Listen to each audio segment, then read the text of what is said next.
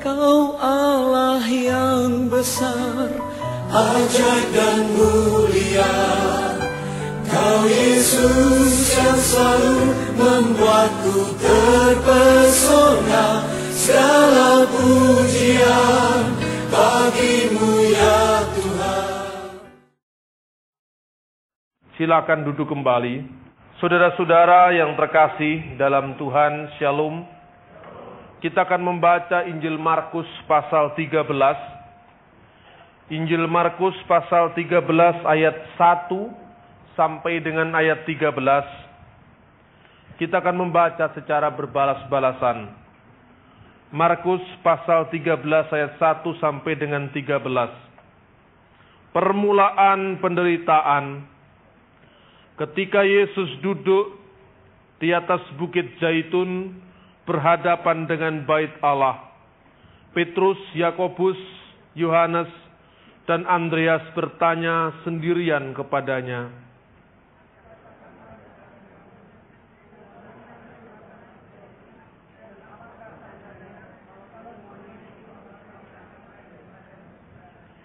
maka mulailah Yesus berkata kepada mereka, waspadalah, supaya jangan ada orang yang menyesatkan kamu.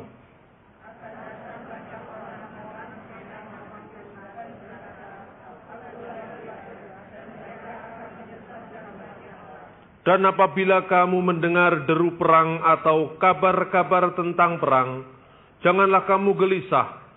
Semuanya itu harus terjadi, tetapi itu belum kesudahannya.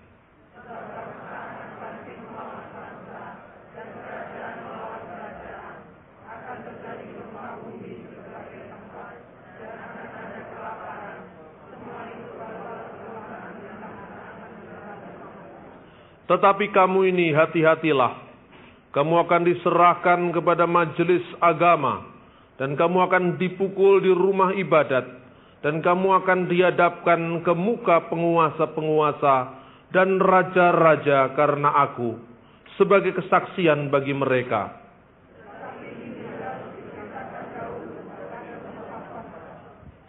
Dan jika kamu digiring dan diserahkan, janganlah kamu khawatir akan apa yang kamu katakan, tetapi katakanlah apa yang dikaruniakan kepadamu pada saat itu juga, sebab bukan kamu yang berkata-kata, melainkan Roh Kudus.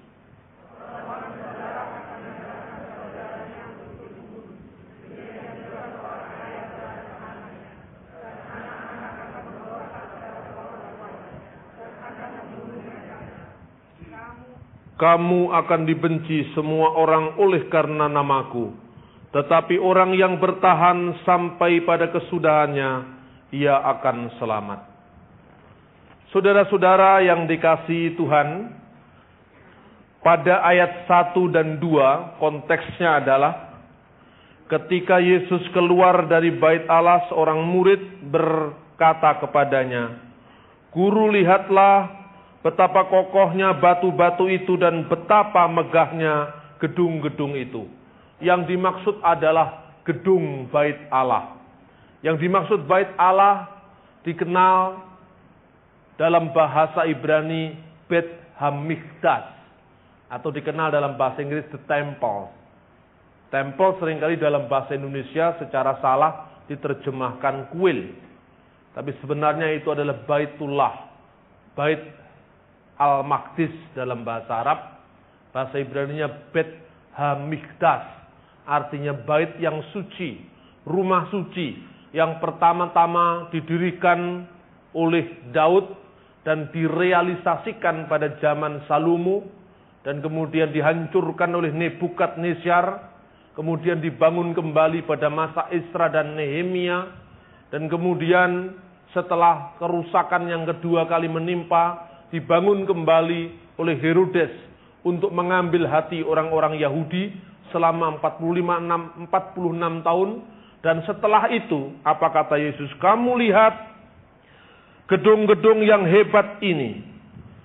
Tidak satu batu pun dibiarkan terletak di atas batu yang lain. Semuanya akan diruntuhkan. Konteksnya waktu itu berarti bait Allah masih berdiri dengan megahnya. Tetapi tatkala para murid membanggakan betapa besar, betapa megah, betapa kokohnya bait Allah itu, Yesus berkata, suatu saat semua akan diratakan menjadi tanah. Lalu para murid itu berkumpul dan bertanya, kapankah hal itu akan terjadi? Saudara-saudara, kita berbicara tentang Yerusalem. Tentang kota yang sekarang ini menjadi kota suci dari ketiga agama. Tentu kata suci diartikan menurut versi masing-masing. Bagi orang Yahudi, Yerusalem itu adalah kota suci, kota yang mulia, lambang dari agama, lambang dari kebanggaan mereka sebagai bangsa. Karena itu bagi orang Yahudi, Yerusalem adalah segala-galanya. Ini yang menjadi kunci kenapa Israel dan Palestina tidak pernah bisa rujuk tentang masalah Yerusalem.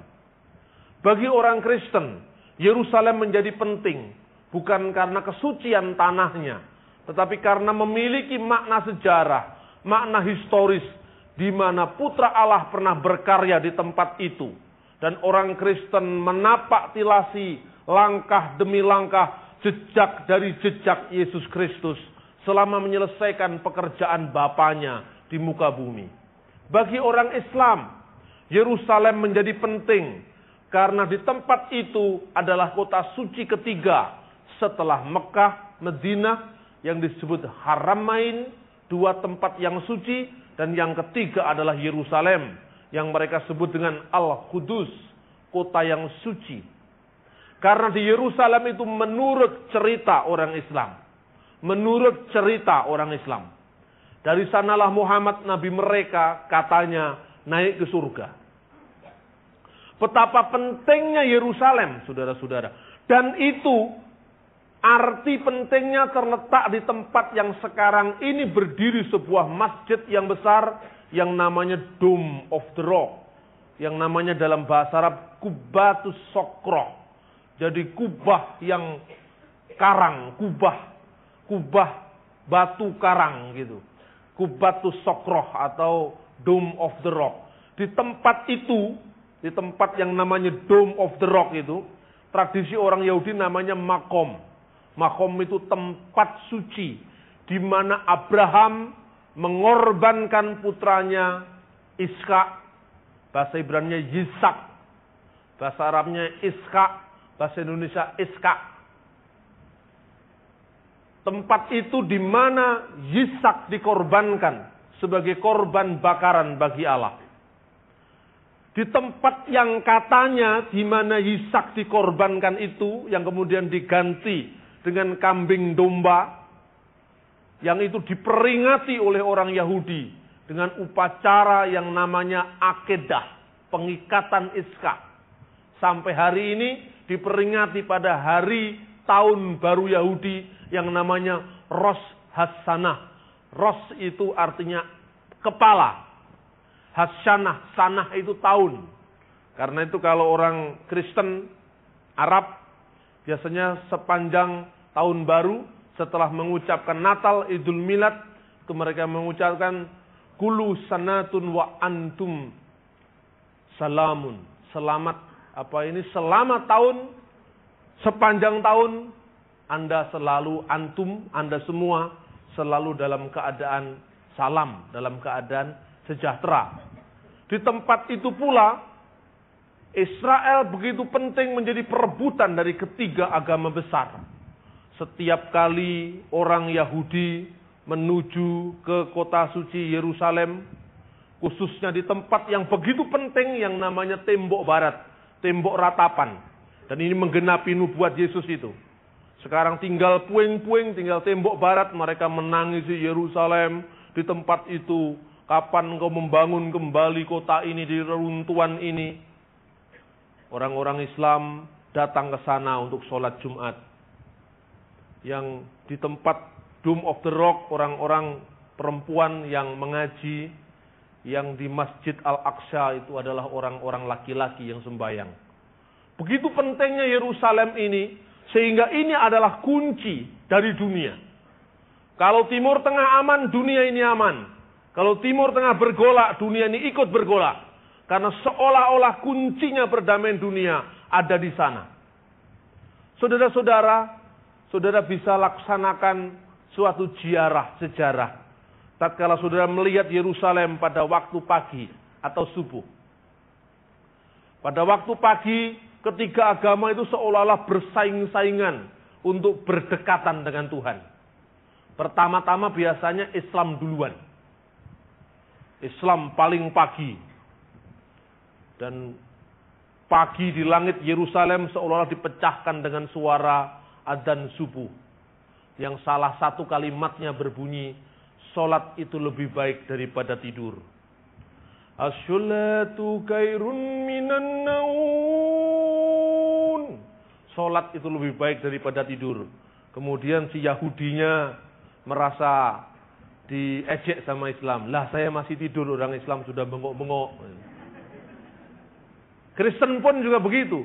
Makanya begitu selesai adzan, kemudian barulah gerobak-gerobak kereta itu masuk ke kota lama, di mana kotanya Yerusalem itu bising, tempat lebih-lebih yang namanya tempat yang disebut dalam bahasa Latin Via Dolorosa, Torikul Alam, jalan sengsara.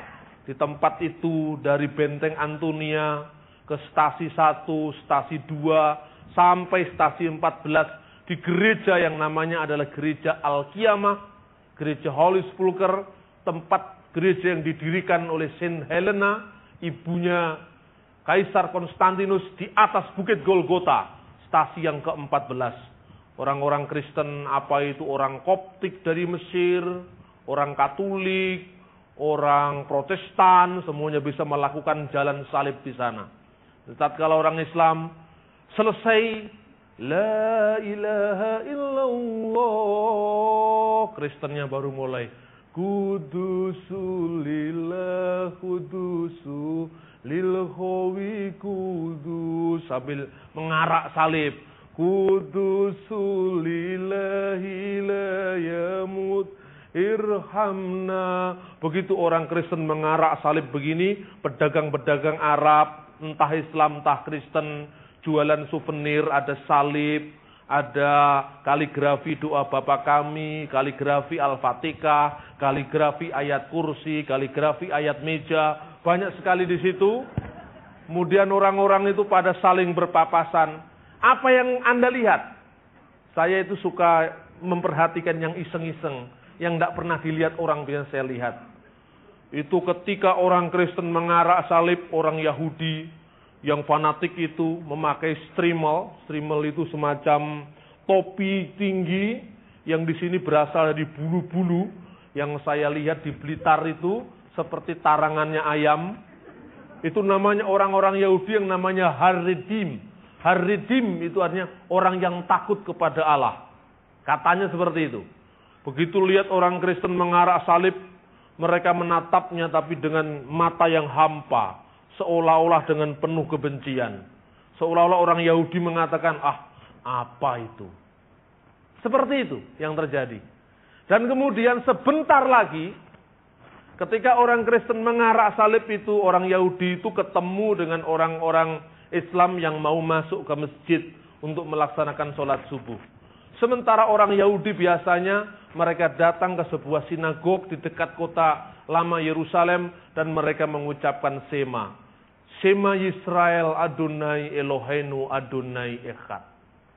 Ketiga-tiganya mengagungkan Tuhan. Ketiga-tiganya mengagungkan sebagai pemilik, seolah-olah pewaris dari ajaran Tuhan. Orang Yahudi mengatakan Yahweh itu Esa. Orang Islam mengatakan Allahu Ahad. Orang Kristen juga mengucapkan dengan versinya. Tidak ada satupun dari ritual ketiga agama yang tidak mengindahkan Yerusalem. Dan nama itu terkait dengan nama nabi-nabi besar. Ada Abraham di sana, ada Daud di sana, ada Salomo di sana. Yang aneh, saudara-saudara, seolah-olah nabi-nabi itu diklaim menurut kepentingan agama. Menurut kepentingan mereka. Bagi orang Islam yang Palestina, mereka mengatakan, kami akan berhenti perang kalau Yerusalem Timur sudah menjadi ibu kota negara Palestina. Lah yang Israel mengatakan, loh kok enak saja. Itu kan ibu kota kerajaan Daud. Padahal Daud juga nabi mereka. Coba betapa rumitnya Yerusalem itu. Betapa rumitnya Yerusalem. Penting, strategis, tidak hanya terkait dengan sejarah, tapi terkait dengan emosi keagamaan, terkait dengan klaim-klaim kebenaran. Lalu kita bertanya, ada apa sebetulnya Yerusalem ini? Dan rencana apa yang Allah buat untuk kota ini, kota kuno ini, kota yang zamannya Melkisedek, Raja Salem itu, yang memberkati Abraham, dan kepadanya Abraham membayar perpuluhan. Ini ada apa dengan kota ini? Bagaimana rencana Allah atas kota ini? Kita membaca pada perikop yang kita baca pada pagi hari ini. Tatkala murid-murid berkata, betapa megahnya, betapa kokohnya, betapa hebatnya Yerusalem dengan gedung bait Allah ini. Yesus katakan, semuanya itu akan dihancurkan dan diratakan menjadi tanah. Coba saudara bisa bayangkan, waktu itu, ini bisa dibayangkan hebatnya Yerusalem kira-kira sama dengan hebatnya Mekah itu. Tatkala mereka membangga-banggakan, tiba-tiba ada orang berkata, suatu saat akan diratakan. Mungkin ada suatu ekspresi keheranan, mengamuk, rasa ingin tahu kenapa. Saudara-saudara, Yerusalem tidak hanya menjadi bising oleh karena dia menjadi rebutan. Tidak, tetapi juga motivasinya sudah tumpang tindih, tidak karu-karuan. Di sana setiap tahun orang Yahudi datang ke Yerusalem untuk merayakan Paskah, untuk merayakan Pondok Daun, untuk merayakan Pentakosta versi Yahudi. Mereka datang ke sana dan biasanya tatkala orang-orang Yahudi yang di luar Yerusalem mereka mengasih persembahan ke bait Allah, rupiah tidak laku, dolar Amerika tidak laku. Yang laku hanya uang Israel yang namanya shekel. Karena uang-uang yang lain tidak laku, dirhamnya Syria tidak laku, dolarnya Amerika tidak laku. Kalau waktu itu kan belum ada Amerika. Itu saudara-saudara harus ditukar di situ. Makanya inilah yang menjelaskan kenapa dalam Injil dikatakan waktu itu ada meja-meja penukar uang. Karena orang-orang harus membayar ke bait Allah itu dengan persembahan shekel. Lalu Yesus mengamuk dengan itu karena apa? Di sini telah menjadi ajang bisnis. Gereja sudah menjadi ajang orang mencari keuntungan.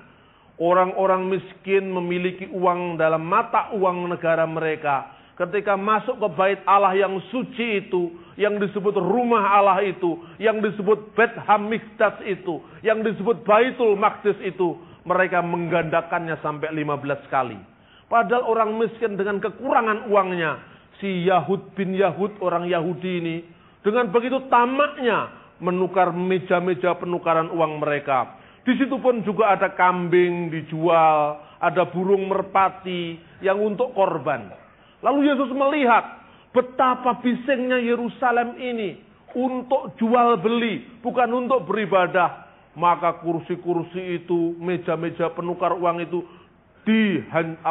dibolak-balikkan, diobrak-abrik.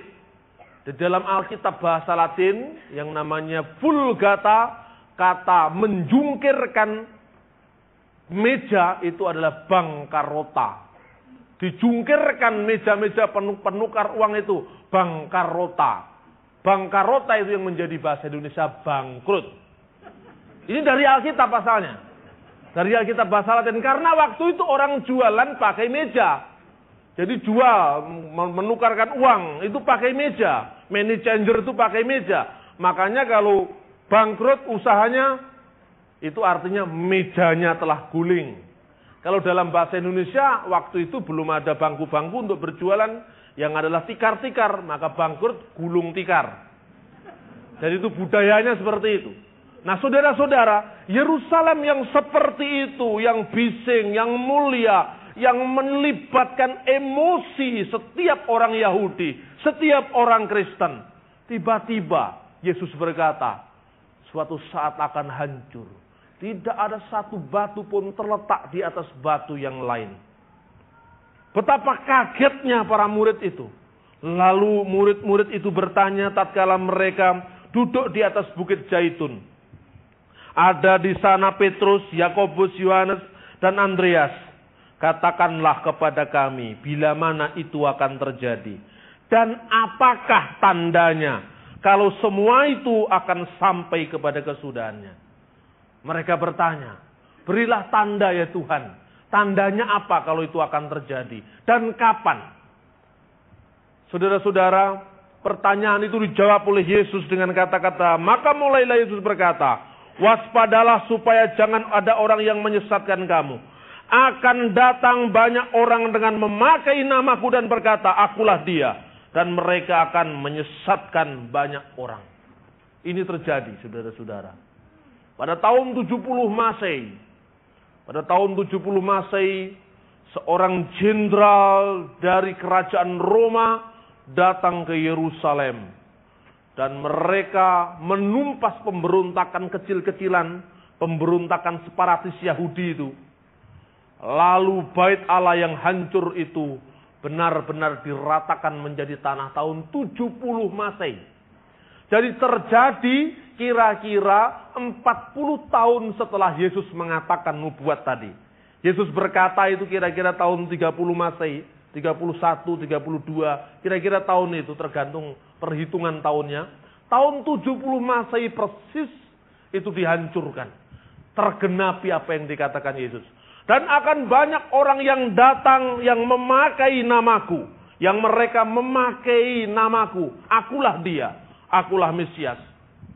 Tidak lama setelah hancurnya bait Allah. Tahun 70 Masehi. Dan yang tinggal hanya tembok barat itu. Tembok ratapan. Itu saja. Yang lain hancur. Waktu itu tahun 135. Jadi kira-kira 70 tahun lagi. Ada seorang yang bernama Simon Bar Kokhba. Simon Bar Kokhba adalah keturunan Yahudi. Simon ya nama Yahudi yang paling populer itu Simon. Nama-nama seperti itu nama Yahudi yang sangat akrab. Seperti orang Jawa nama Bambang itu akrab. Tapi kalau Bambang semua ada banyak Bambang Gentolet. Tapi kalau Bambang Nursena hanya satu. Sekali Bambang tetap Nursena. Kira-kira seperti itu. Jadi nama Simon banyak. Tapi ini Simon Bar Kokhba. Bar artinya anak, Kokhba itu bintang timur. Saudara tahu padahal bintang timur itu adalah lambang dari apa? Lucifer. Dia mengaku sebagai anak bintang timur. Dan karena bintang timur itu juga adalah lambang dari Lucifer. Di tempat lain karena Surya pagi dari tempat yang maha tinggi. Itu adalah lambang dari Mesias sendiri. Di sana ada tumpang tindih gelar. Seolah-olah mereka akan mengesahkan penaklukannya atas nama Tuhan. Atas nama Mesiasnya. Pemberontakan Bar Kokhba pun juga akhirnya ditindas oleh pemerintah Roma. Tinggal satu benteng yang menjadi pusat pertanyaan terakhir. Yaitu benteng yang namanya Benteng Madaba. Saudara-saudara yang terkasih dalam Tuhan. Sejarah Yerusalem ini membuktikan bahwa firman Tuhan mengatakan kota ini akan selalu terus-menerus direcoki, diisi, dipenuhi dengan deru perang dan kabar-kabar tentang perang. Ayat 7. Deru perang dan kabar-kabar tentang perang. Sejak tahun 70, 135, tahun 200, semuanya terjadi peperangan soal Yerusalem. Tahun 200 muncul Kaisar Hadrianus menempatkan patung dewa di atas bait Allah yang besar, reruntuhan bait Allah itu. Kemudian tahun kemudian Yerusalem takluk ke Roma, dari Roma takluk ke Persia, dari Persia takluk kembali ke Bizantium Roma, dari Bizantium takluk ke pasukan Islam terus menerus. Jadi Yerusalem menjadi penaklukan bangsa-bangsa. Yerusalem menjadi tempat di mana perang itu adalah menjadi seolah-olah satu-satunya penyelesaian. Jadi kalau kita mendengar yang namanya perang Amerika Afghanistan, ingat itu bukan yang pertama. Itu hanya rangkaian dari apa yang semuanya telah dimulai dari Yerusalem sendiri. Oleh karena itu jangan heran. Tatkala George Bush Junior, karena bapaknya juga namanya Bush, dia mengatakan, Amerika adalah sahabat bagi 1 miliar umat Islam. Karena itu yang kami perangi bukan umat Islam, yang kami perangi adalah teroris. Tetapi Osama bin Laden, dia mengatakan, stop agresor Amerika. Karena mereka atas nama pemimpin kaum kafir yang akan menghancurkan umat Islam. Mulai lagi nih. Konflik yang sebenarnya adalah konflik politik murni dikait-kaitkan dengan agama. Dan ini sudah mulai ada banyak sampai stop hubungan diplomatik dengan Amerika. Ini kelompok Taliban Indonesia itu. Yang McDonald di demo. Padahal yang setor ayamnya adalah pesantren dari Pasuruan. Jadi kalau itu di demo, dihancurkan, berarti pesantrennya juga nggak bisa makan. Karena yang nyetok ayam itu rata-rata dari pesantren pengusahanya Muslim. Karena itu kemudian orang-orang Islam juga banyak yang protes. Bagaimana ini? Jadi ini sulit sekali saudara-saudara. Afghanistan dianggap perang agama. Sama sekali nggak ada kaitannya dengan agama. Osama itu dulunya adalah orangnya Amerika juga. Dia dibiayai CIA waktu itu untuk menghadapi yang namanya kambing hitam. Musuh bersama yaitu Uni Soviet. Saya diminta majalah Tempo untuk nulis tentang Afghanistan. Itu bukan perang agama. Saya melihat bagaimana disebut sebagai perang agama. Semua orang yang di Afghanistan, aliansi utara yang melawan Taliban, itu juga benderanya bendera Islam. Ada orang yang mendirikan partai namanya Jami'e Islami, Jamaat Islam. Ada Istihad-e Islami, semua bendera Islam itu lawannya Taliban. Ada kelompok nasionalis misalnya Junbus-i Shimali Afghanistan, Partai Nasionalis Afghanistan Utara. Tapi ada lagi yang namanya Jami'e Wahdat, itu Syiah. Jadi serba repot. Bagaimana tidak repot kok disebut perang agama? Ketika Taliban mengobarkan peperangan dengan Amerika, mereka lupa ada 6.000 orang yang menjadi korban. Rakyat sipil yang tidak bersalah. Amerika belum nyerang, Taliban itu sudah mengecam Amerika. Loh ini nggak terbalik apa? Orang yang menjadi korban, belum dikasih simpati, belum dikasih perhatian, mereka sudah mengatakan, awas Amerika kalau nyerang kami. Kami akan siap berjihad dengan Anda. Si rajanya Arab Saudi jengkel sama Taliban. Jengkel sama Osama bin Laden karena Osama itu adalah warga negara Arab Saudi yang dipecat oleh Arab Saudi. Karena dianggap ekstremis. Lalu dia cepat-cepat memutuskan hubungan diplomatik dengan Taliban. Dengan mengatakan, Osama bin Laden dan Taliban telah mencoreng nama baik Islam. Mana yang perang agama sekarang? Di Afghanistan yang namanya Aliansi Utara, kami akan mengobarkan peperangan bersama Taliban. Karena kami adalah milisi Islam yang anti-Taliban. Jadi serba repot saudara-saudara. Di Timur Tengah tidak pernah ada perang, tidak pernah ada perebutan kepentingan yang didasarkan atas kepentingan agama. Semuanya adalah kepentingan politik. Dan tidak pernah munculnya nasionalisme, paham kebangsaan Arab yang dikaitkan dengan Islam. Tidak pernah ada. Karena Islam tidak pernah bisa mempersatukan Timur Tengah. Dulunya, zamannya Muhammad, nabinya umat Islam, berlaku ungkapan bagi orang Yahudi, agama Yahudi, bagi orang Muslim, agama Islam, lakum dinukum waliyadin. Karena nasu umatan wahida. Umat manusia adalah umat yang satu. Begitu Muhammad tidak ada lagi, para muridnya bergerak lebih jauh. Ada kelompok selalu adalah kelompok Abdul Fulus dan kelompok Abdullah. Kelompok Abdullah adalah kelompok yang memang benar-benar setia pada Allah. Kelompok Abdul Fulus adalah setia pada Fulus bin Fulus bin Fulus. Jadi mananya uang terus menerus. Tidak pernah selesai. Ada khalifah Islam yang mengatakan orang Kristen harus bayar pajak. Nah, kelompok ulama mengatakan Islamkan mereka. Begitu mereka masuk Islam, pajak tidak dibayar. Gubernur ini protes. Bagaimana pajaknya kita tidak dibayar gara-gara orang Kristen sudah diislamkan semua. Tidak membayar pajak perlindungan yang namanya jizyah. Kemudian Umar mengatakan, Muhammad diutus bukan untuk menarik pajak, tapi untuk menjadi nabi. Ini persinggungan antara kepentingan bisnis dan agama. Bisnis dengan agama. Tapi yang lebih dominan adalah masalah bisnis. Bagaimana mau dikatakan itu adalah suatu konflik agama? Di Timur Tengah, Arab, nasionalisme Arab, kebangsaan Arab tidak pernah terkait dengan Islam. Pada tahun 1823, Syarif Mekah itu penguasa agama dan penguasa negara di Mekah. Waktu mengatakan, yang disebut orang Arab adalah mereka yang mendiami Arab Saudi sampai Sungai Nil. Mesir protes, kami bukan Arab, kami adalah Kipti. Kipti adalah suku Mesir sebelum bangsa Arab. Lalu karena tidak ada kesepakatan, mahasiswa Arab mengadakan pertemuan di Brasil. Dan dia mengatakan yang disebut orang Arab adalah mereka yang berbahasa Arab. Entah itu Islam, entah itu Kristen. Pendiri partai kebangsaan Arab yang pertama bukan orang Islam. Pencetus kebangsaan Arab bukan orang Islam yang pertama. Adalah orang Kristen Syria yang bernama El-Kawakibi.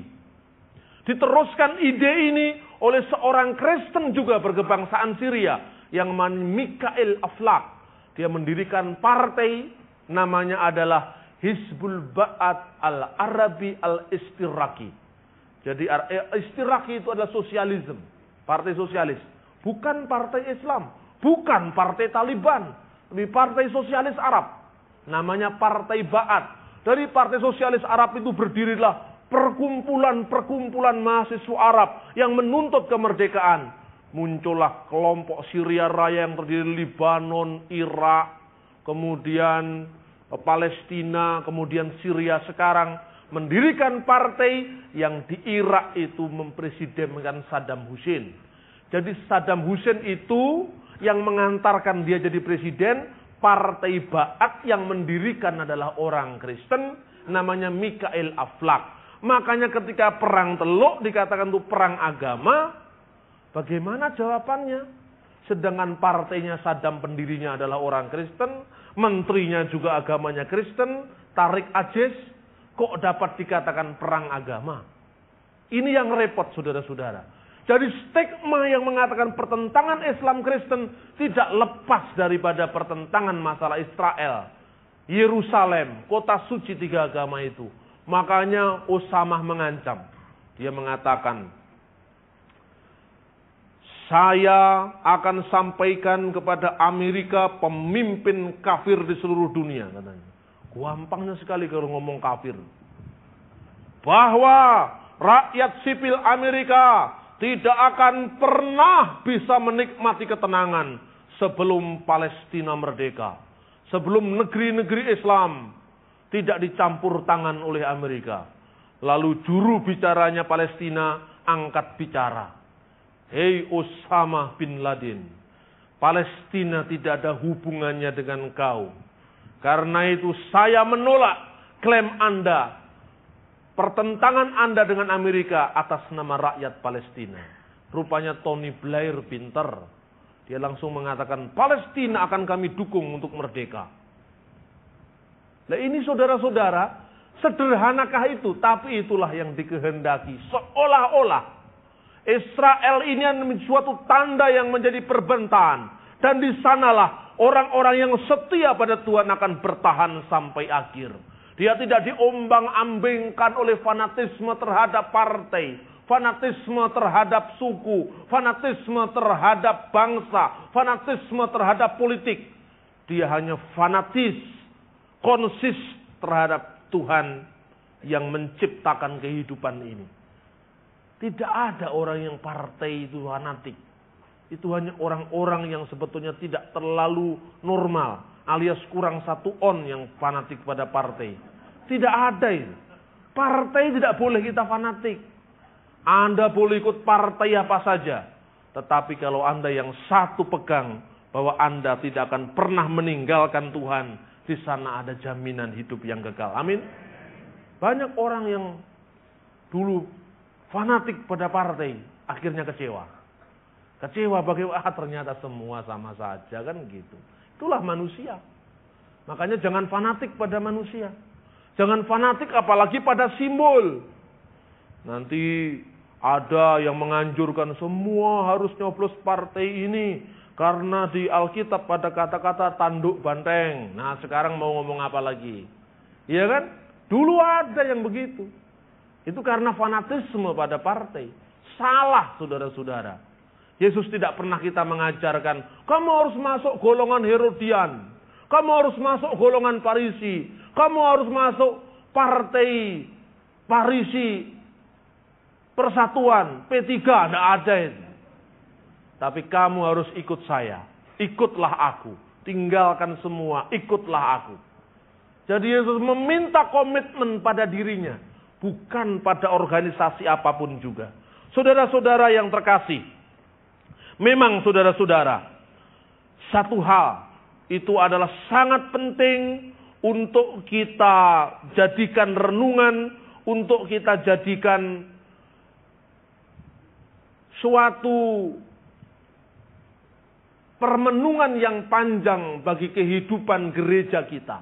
Bahwa agar gereja benar-benar secara konsisten berdiri di atas firman Allah. Tidak berpihak ke kanan ke kiri. Tetapi dia lurus hanya memperjuangkan firman. Termasuk di dalam kasus militansi kelompok-kelompok tertentu. Orang berpikir, bayangkan. Siapa yang sangka, tapi kalau Tuhan mau bisa terjadi semua. Arogansi Amerika yang dulu tempat yang aman. Sampai ketika suku Tionghoa di Indonesia terancam karena kasus 11 Mei yang lalu. Semuanya perginya ke Amerika. Karena Amerika adalah tempat yang aman. Sekarang orang lagi mikir balik lagi ke Indonesia. Indonesia toh lebih aman dari Amerika. Walaupun di sana ada Taliban, tapi itu hanya besar suaranya. Ketika ditangkap polisi juga tidak bisa ngomong apa-apa kan gitu. Ya, di dunia ini tidak ada tempat yang aman saudara-saudara. Hanya aman itu ada di sisi Tuhan. Amin. Tidak ada dunia tempat yang aman. Nanti kita di sini tidak aman, lari ke sana, ternyata di sana tidak aman lagi.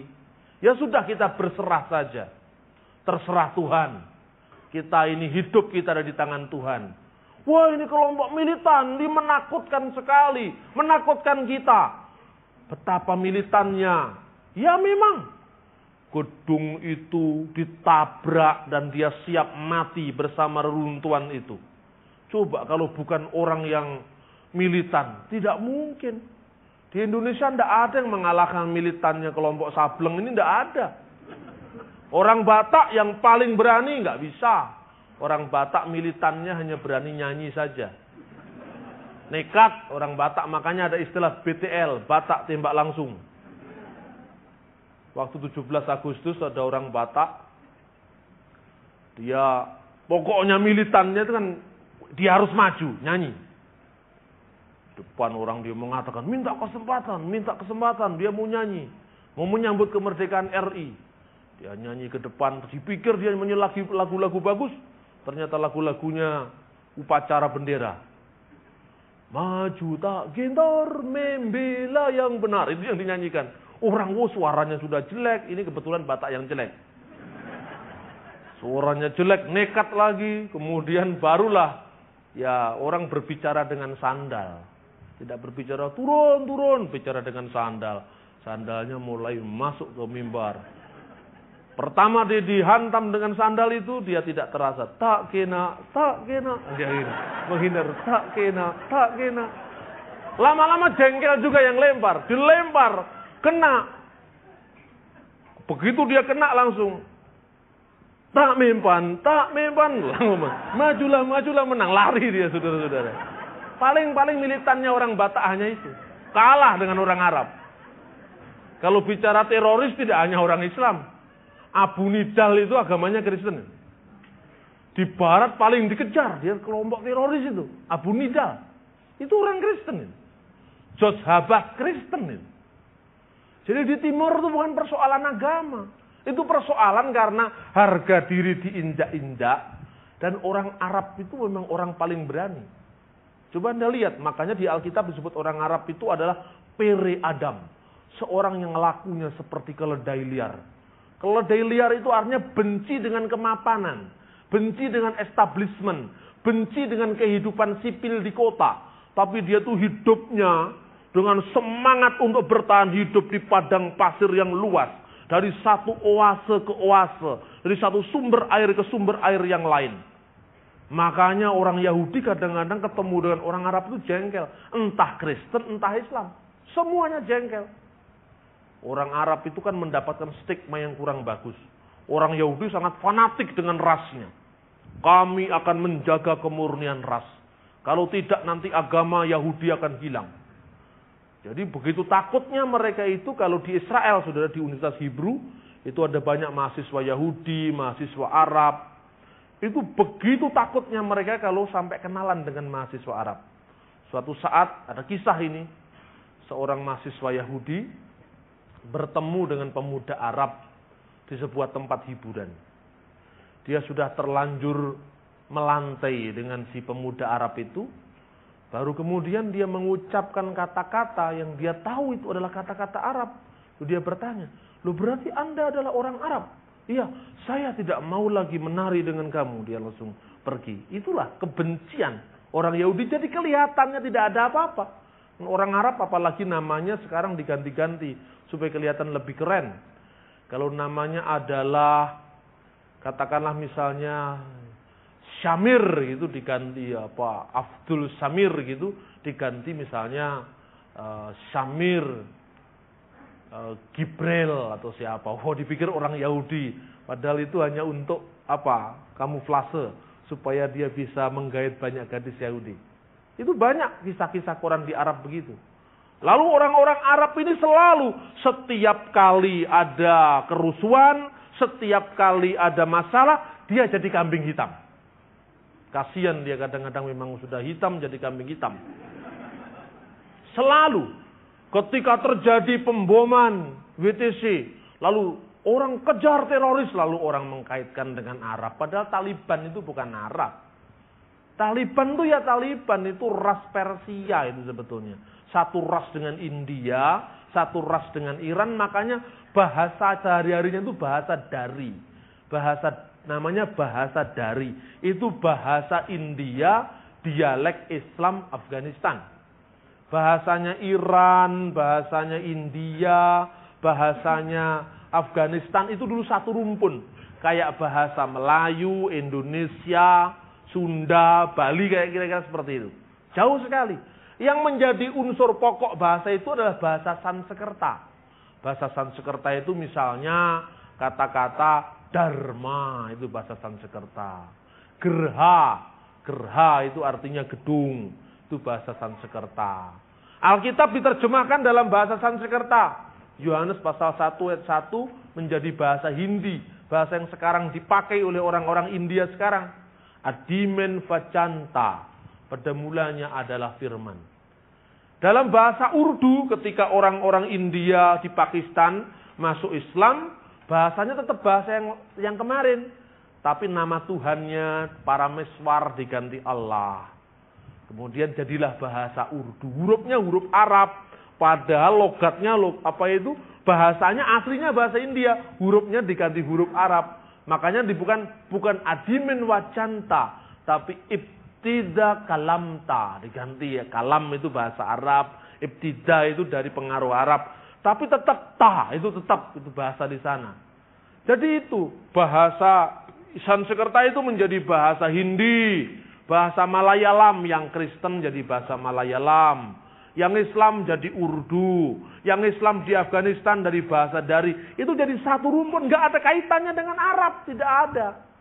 Nggak ada kaitannya dengan Arab. Jadi kalau semua kemudian jadi Arab, Arab dituduh lagi, disindir sama penyanyi India. Kia karun hai, kuce hota he.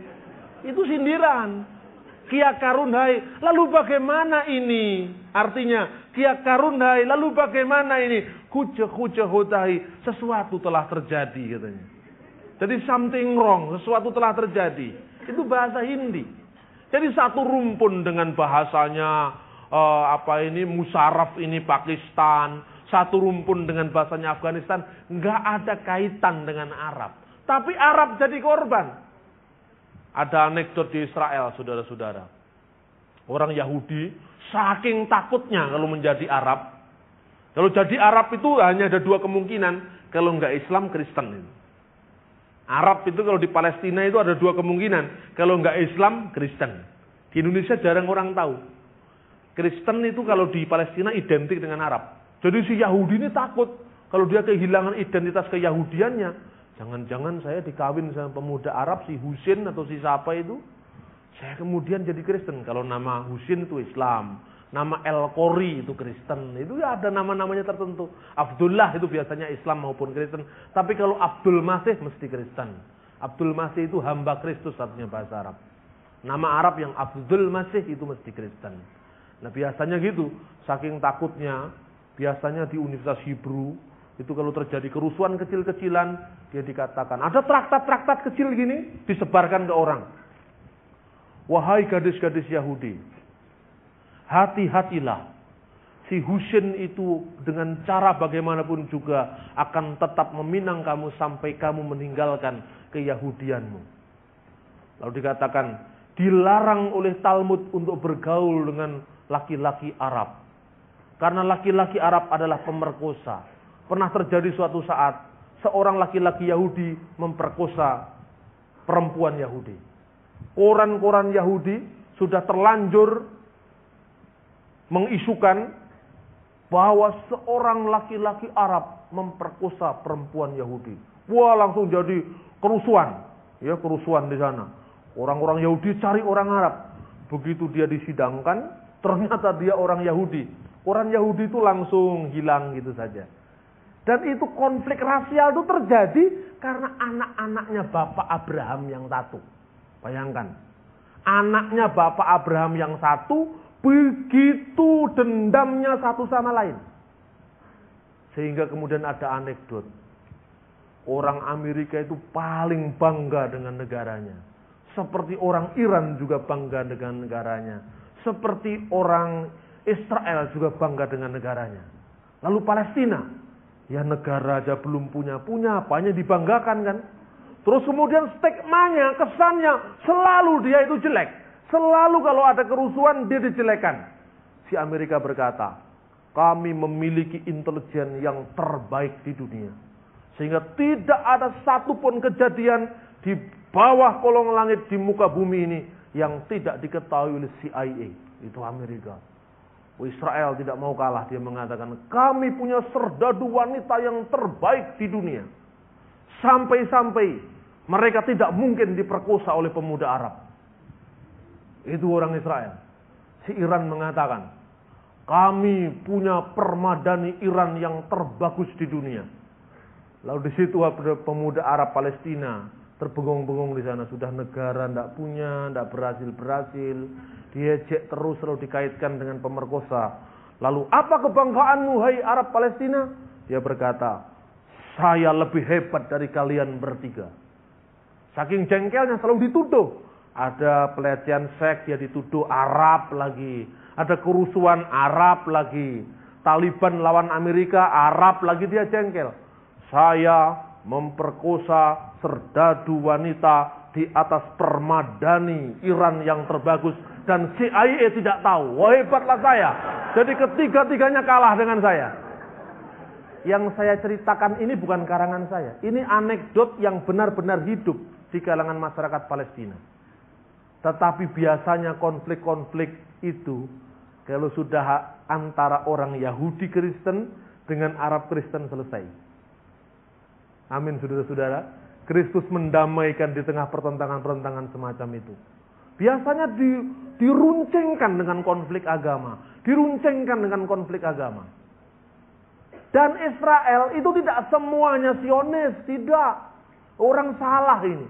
Israel tidak semuanya Zionis. Ada saudara-saudara, orang Israel, pada saat hari Sabat itu hari Sabtu, mereka itu jangankan belanja, jangankan keluar rumah, menyalakan lampu saja dosa. Itu orang Israel. Makanya mereka suka menipu Tuhan, orang Israel itu. Jadi biasanya kalau lift itu untuk naik, tangga naik di sebuah hotel, itu disetel dulu sebelum hari Sabat. Jadi nanti Jumat sore jam 4, dan jam 6 Jumat, itu sudah hari Sabat. Jam 6 sore hari Jumat, sampai jam 6 sore hari Sabtu. Nanti di atas jam 6 sore sudah termasuk minggu. Itu hitungan waktu bagi orang Yahudi sampai sekarang begitu. Jam 4 atau jam 5 sore, sebelum jatuh jam 6, itu lift Sabat itu sudah di setel. Jadi di setiap lantai dia itu berhenti sendiri. Jadi kan tidak mencet saya. Saya kan sekedar mekanik saja. Masuk ke dalam setiap lantai 1, turun sendiri. Jadi otomatis. Itu kan ngapusi Tuhan itu. Karena apa? Disetel dulu. Tuhan mengatakan, loh kamu kok bekerja hari Sabat? Loh, saya tidak bekerja Tuhan. Tadi saya bekerjanya hari Jumat. Sekarang kan saya tinggal, ini sama saja lah. Orang menyalakan lampu termasuk motret nggak boleh kalau hari Sabat. Itu dianggap pelanggaran terhadap Taurat. Dan itu dihukum. Lah yang namanya orang-orang Zionis yang datang dari barat ini, ada orang-orang Yahudi yang ultra fanatik, yang biasanya disebut kaum Haredim tadi, biasanya mereka datang. Nah, mereka datang itu kemudian di Yerusalem, mereka tetap jualan. Dasar Yahudi memang. Biasanya hari Minggu besok orang kesana mau ke gereja. Jadi mereka butuh barang-barang yang bagus. Supaya ke gereja jadi wangi-wangi, jadi bagus-bagus. Kita jualan saja. Nah si Yahudi yang fanatik itu, yang mempertahankan hari Sabat, dia marah sekali dengan munculnya orang-orang Yahudi Barat yang tidak setia pada hari Sabat. Langsung dia mengatakan, Yemas samam, Tuhan tidak mengampuni dosamu. Tuhan tidak mengampuni dosamu. Lalu mengatakan, go away Zionis, go away, come back to Tel Aviv. Kembali ke Tel Aviv, di sini tidak ada tempat bagi kamu, minggat kamu gitu. Lalu orang Indonesia dikatakan, wow, hati-hati, umat Islam sedang menghadapi Zionis dan Kristen. Lah apa hubungannya Zionis dengan Kristen? Saya kadang-kadang heran saudara-saudara. Tapi ya, kalau keheranan itu tidak terlalu lama karena Alkitab mengatakan seperti ini. Tetapi kamu, hati-hatilah, kamu akan diserahkan kepada majelis-majelis dan kamu akan dipukul di rumah ibadat dan kamu akan dihadapkan ke muka-muka penguasa dan raja-raja karena aku sebagai kesaksian bagi mereka. Justru tatkala pencobaan itu datang, itu menjadi tempat bagaimana kita bersaksi. Ada seorang Palestina Kristen, namanya adalah Elias Sakur. Elias Sakur itu hidup di sekitar kota Ramallah. Kota Ramallah itu hampir 99, sekian persen Kristen. Jadi Islamnya itu hanya 1, sekian persen. Itu orang Arab Kristen yang ada di Palestina. Ramallah itulah kotanya Rahel. Makanya ada jerit tangis di Rama. Rahel menangisi anak-anaknya dan mereka tidak kembali. Rama dalam Alkitab itu sekarang menjadi Ramallah. Tempat itu tempat Kristen. Di sana berdirilah sebuah universitas Kristen yang namanya Universitas Birzeit. Lah, si keluarga Sakur ini tinggal dengan damai sebelum perang Israel tahun 67 di kota Ramallah. Orang-orang pada datang ke sana, orang Yahudi berdagang dari Irak. Orang Yahudi berdagang dari Iran, berdagang permadani Persia, dan biasanya dijual di sana dengan ramah disambut. Orang-orang Islam pun datang dengan ramah disambut. Tidak pernah ada perang agama. Tiba-tiba muncullah kelompok Zionis datang ke situ. Kelompok Zionis itu Yahudi politik. Jadi kalau Yahudi biasa rukun dengan orang Kristen, Yahudi biasa rukun dengan orang Islam.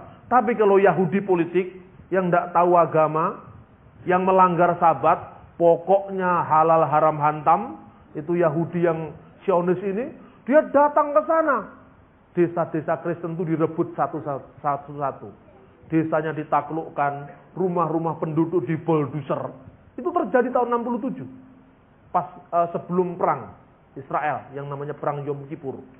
Keluarga Kristen yang sangat baik ini, kemudian bapaknya ditahan oleh orang Yahudi, ibunya menghidupi anak-anaknya sendiri. Mereka sambil menangis, rumah satu-satunya yang diwarisi secara turun-temurun oleh keluarga Kristen ini pun akhirnya direbut oleh orang-orang Yahudi.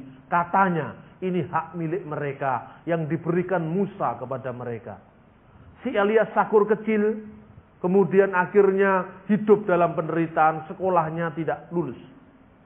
Suatu saat saudara-saudara, Tuhan mengizinkan seorang anak laki-laki yang kecil bersama ibunya dan beberapa adiknya, dia akhirnya naik ke atas bukit di dekat kota Yeriko, tempat yang disebut bukit pencobaan itu. Dan dia berdoa pada Tuhan Yesus. Ya Tuhan Yesus, sampai kapanpun darah saya ini adalah Arab. Tetapi engkau tahu sampai kapanpun aku ini adalah penyembah-penyembahmu. Sampai kapanpun saya ini adalah orang Kristen. Hanya karena saya Arab, maka saya dianiaya. Apakah adil hanya karena saya keturunan Ismail, maka saya terlunta-lunta. Di depan orang-orang Kristen Barat yang gak diakui. Kamu bukan Kristen murni, karena kamu Arab. Ketika dia harus terlunta-lunta dalam perjalanan pengungsian, dia memasuki perbatasan Syria lewat yang namanya tempat di mana PBB berkuasa ini. Jalur Gaza di tempat di sana. Kemudian ketika dia lewat tempat itu, dia menyeberang ke Syria. Begitu dia menyeberang ke Syria, orang-orang Islam di Syria mengatakan, ini pengamis Palestina. Ini orang gembel dari Palestina. Dan sampai akhirnya keluarga Elias Sakur itu menjadi pengemis di kota Damaskus. Sampai dia kemudian kembali lagi ke Israel. Katanya Yahudi sudah menyerahkan tanah-tanah kita. Begitu dia masuk ke desa yang disayangi itu dengan jalan kaki. Jalan kaki. Ternyata desa itu direbut kembali. Dan mereka mengatakan kamu tidak berhak atas tanah ini. Karena Tuhan telah mengaruniakan tempat ini kepada orang Yahudi. Keluarga Arab Kristen itu menjadi sangat menderita. Kemudian dia diungsikan di sebuah biara Kristen Melkit, gereja Melkit. Si Elias Sakur meneruskan sekolahnya. Ketika dia meneruskan sekolahnya, lulus sekolah menengah, SMA, kemudian seorang imam dari gereja Melkit itu mengirim dia ke Perancis.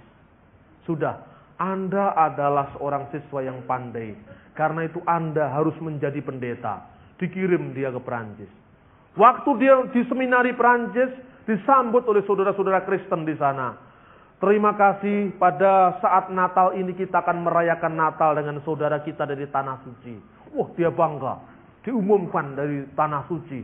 Saudara kita akan menyanyikan Natal, lagu-lagu Natal, memperingati kelahiran Yesus dari kota suci.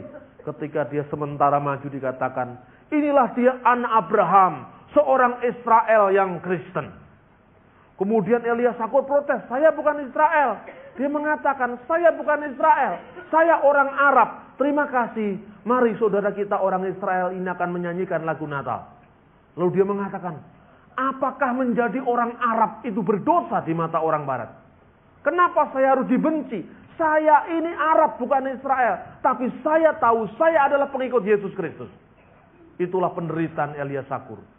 Kemudian setelah dia ditahbis menjadi seorang pendeta, seorang abuna, kemudian dia diizinkan Tuhan untuk masuk di Universitas Hebrew, di universitas yang berbahasa Ibrani.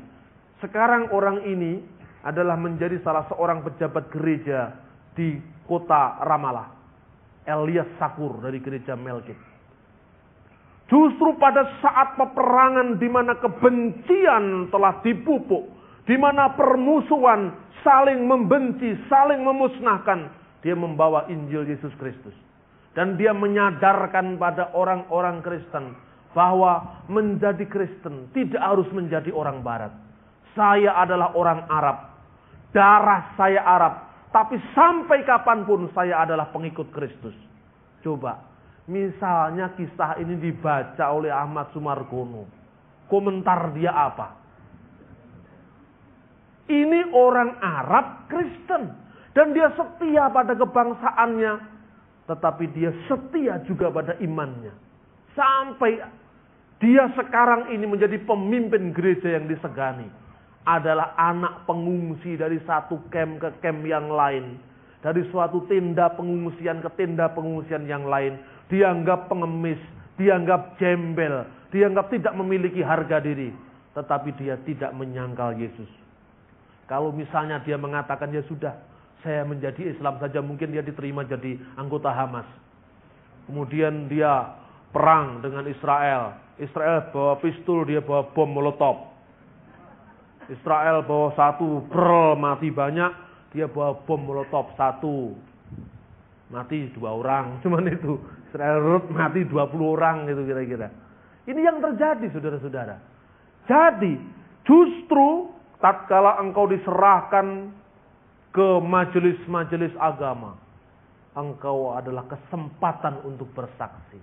Banyak sekali justru orang-orang Yahudi yang menjadi pengikut Yesus karena kesaksian orang Arab ini. Kesaksian Elias Sakur ini. Dan sekarang kisah yang mengharukan dari seorang Elias Sakur itu telah ditulis dalam sebuah buku yang berjudul Saudara Sedara. The Blood Brother. Ini ditulis dengan sangat mengharukan.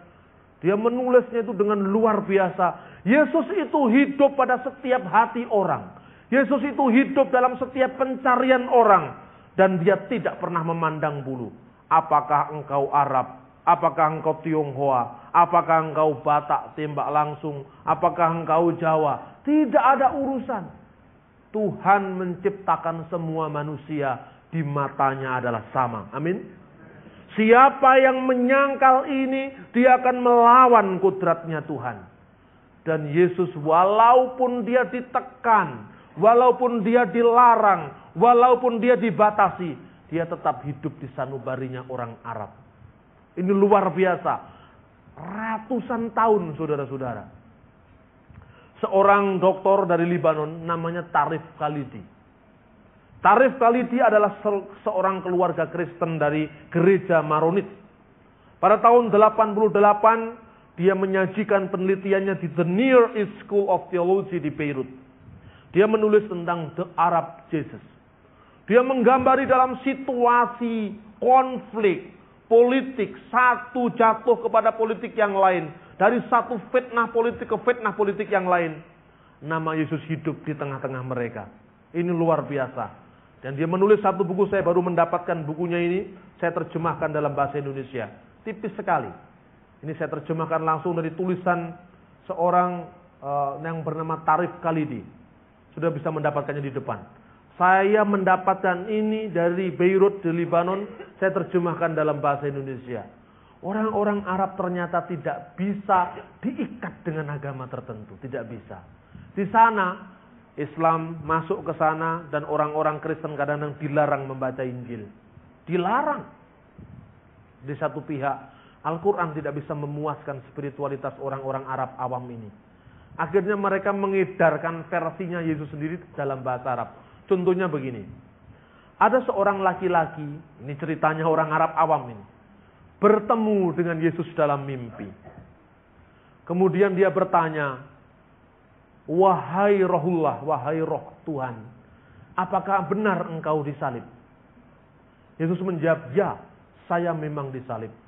Paginya, laki-laki ini menceritakan pada seorang faqih, seorang ahli ilmu fikih, ilmu hukum Islam. Dia tanya, wahai ulama, apakah pendapat Anda? Katakanlah, tadi malam saya bermimpi bertemu dengan Yesus. Dan saya bertanya kepadanya, apakah benar dia disalib? Lalu dia menjawab, ya, saya memang benar disalib. Apakah pendapatmu? Apakah mimpi saya benar? Saya benar-benar ketemu Yesus, kata laki-laki ini. Lalu ulama mengatakan, mimpimu itu tidak benar.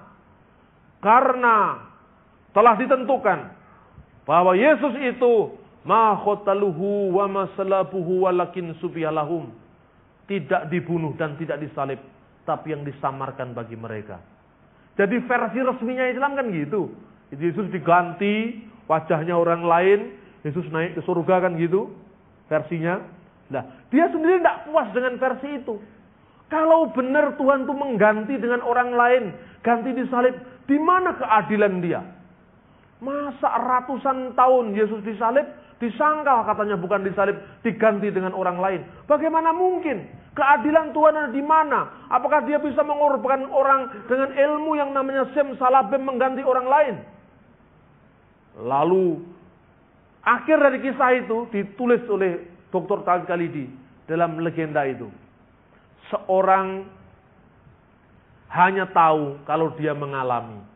Dan dia yang lebih berhak untuk mengatakannya karena dia mengalami. Artinya apa? Doktrin apapun, dogma apapun yang dipaksakan kepada masyarakat tidak akan mampu mengusir Yesus dari sanubari orang yang berseru pada namanya. Amin. Yesus tidak pernah hilang ketika dibuat sebuah rekayasa politik, rekayasa apapun untuk menghilangkan namanya dari muka bumi. Yesus tetap hidup. Dia tetap hidup, bahkan sekarang ini ada banyak buku-buku Islam yang secara fair sudah mulai mengakui. Ada satu buku yang ditulis oleh seorang ulama dari orang Arab juga, namanya adalah Mahmud Mustafa Ayub. Buku ini saya bahas dalam buku yang baru saya tulis, diterbitkan oleh Yayasan Andi. Nanti bulan depan akan dibahas di Jogja, di IAIN Sunan Kalijaga pada bulan depan. Ini judulnya Menuju Dialog Teologis Kristen Islam, Wacana Mitra Profesor Dr. Kiai Haji Said Agil Sirat, diterbitkan oleh Yayasan Andi. Mustafa Ayub berkata bahwa menurut indikator ayat-ayat Al-Quran sendiri memang benar. Tidak ada yang menyangkal kalau peristiwa historis penyaliban itu memang terjadi dalam sejarah. Saudara-saudara, biarlah firman Tuhan ini menyadarkan kepada kita sampai dengan kata-kata akhir dalam ayat ini yang berbunyi demikian. Kamu akan dibenci semua orang oleh karena namaku. Tetapi orang yang bertahan sampai pada kesudahannya, dia akan selamat. Amin. Mari kita buktikan bahwa kita adalah orang yang bertahan sampai kesudahannya. Kita buktikan bahwa kita adalah orang yang bertahan sampai Yesus Kristus datang pada hari Maranatha. Dia menjemput umatnya dan kita siap menjadi pengantin-pengantin baginya. Marilah kita riasi diri kita secantik mungkin sebagai pengantin bagi dia. Dengan perbuatan-perbuatan yang mencerminkan buah-buah rohani. Buah-buah roh yang kita hasilkan. Yang memaafkan orang lain, yang mencintai, mengasihi. Membawa damai di tengah-tengah peperangan.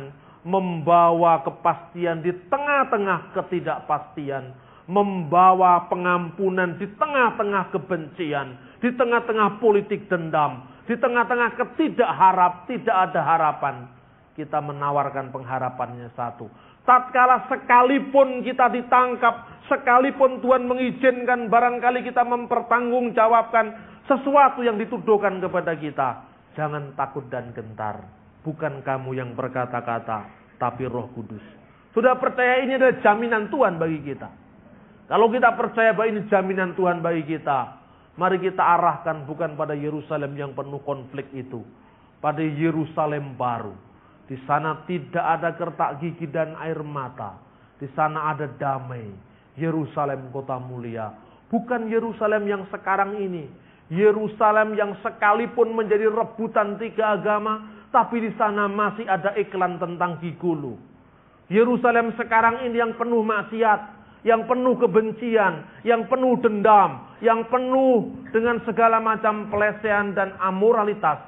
Tetapi Yerusalem yang di sana, dengan kita mengarahkan Yerusalem yang baru, tempat di mana Kristus ada dan kita akan ada bersamanya, kita tidak akan mengalami kekecewaan untuk selama-lamanya. Dengan kita melihat Yerusalem, tanah air kita yang sejati, maka di sana tidak ada diskriminasi ras. Tidak ada warna kulit yang dibedakan. Tidak ada di sana perbedaan-perbedaan yang lain. kecuali karena iman kita kepada Yesus Kristus, Tuhan dan Kepala gereja kita.